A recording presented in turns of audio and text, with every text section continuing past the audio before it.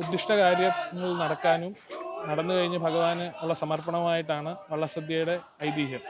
ഈ വരുന്ന വള്ളങ്ങളിൽ ഒരാൾ ഭഗവാനാണെന്നും ഭഗവാന് സമർപ്പിക്കുന്ന വള്ളസദ്യയിൽ ഭഗവാനും വള്ളസദ്യയിൽ ഇരുന്ന് കഴിക്കുന്നുണ്ടെന്നും അതുകൊണ്ട് ചോദിക്കുന്ന വിഭവങ്ങളെല്ലാം കൊടുത്ത് സംതൃപ്തിപ്പെടുത്തുക എന്നുള്ളതാണ് ഇതിലെ ഐതിഹ്യം.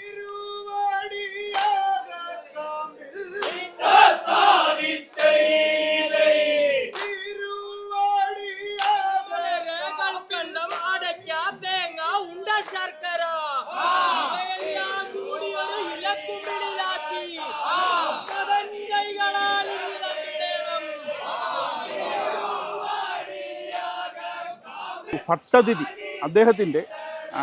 അദ്ദേഹം ഭഗവാന് സമർപ്പിക്കാനായിട്ട് വഴിപാടുകളുമായിട്ട് വന്നപ്പോഴേ ഈ പുള്ളക്കാരെ പോലുള്ളവർ ഇതിനെ ആക്രമിച്ചു എന്നാണ് പറയുന്നത് വള്ളത്തെ. അപ്പോൾ ആ വള്ളത്തെ സംരക്ഷിക്കാനായിട്ടുണ്ടായ കരക്കാരുണ്ടാക്കിയ വള്ളങ്ങളാണ് ഈ വള്ളങ്ങൾ. അതായത് തിരുവോണത്തോണി എന്ന് പറയും. ആ തിരുവോണത്തോണിയെ ഭഗവാന് സമർപ്പിക്കാനുള്ള പച്ചക്കറി അങ്ങനെയുള്ള വിഭവങ്ങളാണ്.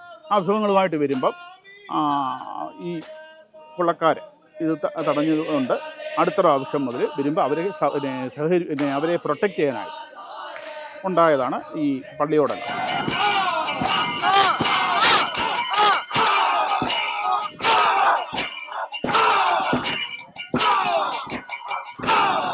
അതാണ് ഇപ്പോഴും പ്രധാനപ്പെട്ട ഘടന. ഇദ്ദേഹം പറഞ്ഞതുപോലെ തിരുവോണത്തോണിക്ക് അകമ്പടി സേവിക്കുക എന്നുള്ളതാണ്.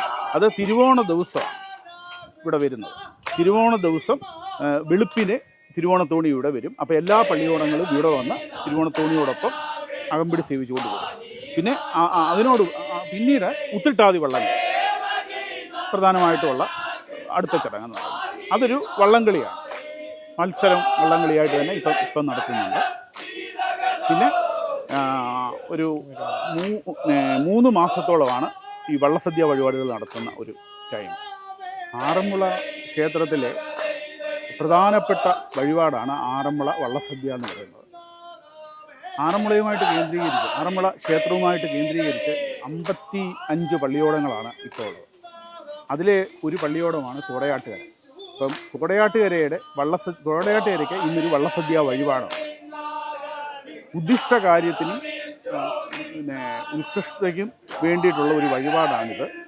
അപ്പം ഇത് എങ്ങനെയാണെന്ന് വെച്ചാൽ ചുണ്ടൻ വള്ളത്തിൽ കയറി ആറന്മുളയിൽ ചെന്നിട്ട് അവിടുന്ന് വഴിപാടുകാർ വള്ളത്തെ സ്വീകരിച്ച് കൊണ്ടുപോയി സദ്യ നടത്തി, സദ്യയ്ക്ക് പാടിയാണ് ചോദിക്കുന്നത് ഓരോ വിഭവങ്ങളെ പറ്റി. ആ പാടി ചോദിക്കുന്ന വിഭവങ്ങൾ വിളമ്പി അവിടെ ഭഗവാനെ ഉണ്ണുന്നു എന്നുള്ളൊരു സങ്കല്പം. ആ പള്ളിയോടക്കാർ വള്ളത്തേൽ വരുന്നവരെ തൃപ്തിപ്പെടുത്തി തിരിച്ചവരെ യാത്ര അയക്കുന്നത് വരെയുള്ള ഒരു ചടങ്ങാണ് പ്രധാനമായിട്ടുള്ളത്. തിരുവാറന്മുളയപ്പൻ്റെ 52 കരകളിൽ നിന്നായിട്ട് 52 പള്ളിയോടങ്ങളാണ് ഈ ആറന്മുള ക്ഷേത്രത്തിൽ തിരുവോണത്തോണിക്ക് അകമ്പടി സേവിക്കാനായി എത്തിച്ചേരുന്നത്. തിരുവോണത്തോണിക്ക് അകമ്പടി സേവിക്കുക എന്നതാണ് പള്ളിയോടങ്ങളുടെ പ്രധാന ലക്ഷ്യവും. അന്നത്തെ തിരുവോണത്തിൻ്റെ അന്ന് രാവിലെ തിരുവോണത്തോണിക്ക് അകമ്പടിയായി വന്ന് ആറന്മുള ക്ഷേത്രത്തിലെത്തി ഭഗവാനെ കണ്ടു തൊഴുക എന്നുള്ളതാണ് ഇതിലെ പ്രധാന ഉദ്ദേശം. അതുമായി ബന്ധപ്പെട്ട് ഇപ്പം ഉള്ള വഴിപാടാണ് ആറന്മുള വള്ളസദ്യ. ആറന്മുള വള്ളസദ്യയിൽ 64 കൂട്ടം വിഭവങ്ങൾ ഉൾപ്പെടെ അത് ഭഗവാന് അർപ്പിക്കുന്ന ഒരു സമർപ്പണമായിട്ടാണ് കാണുന്നത്.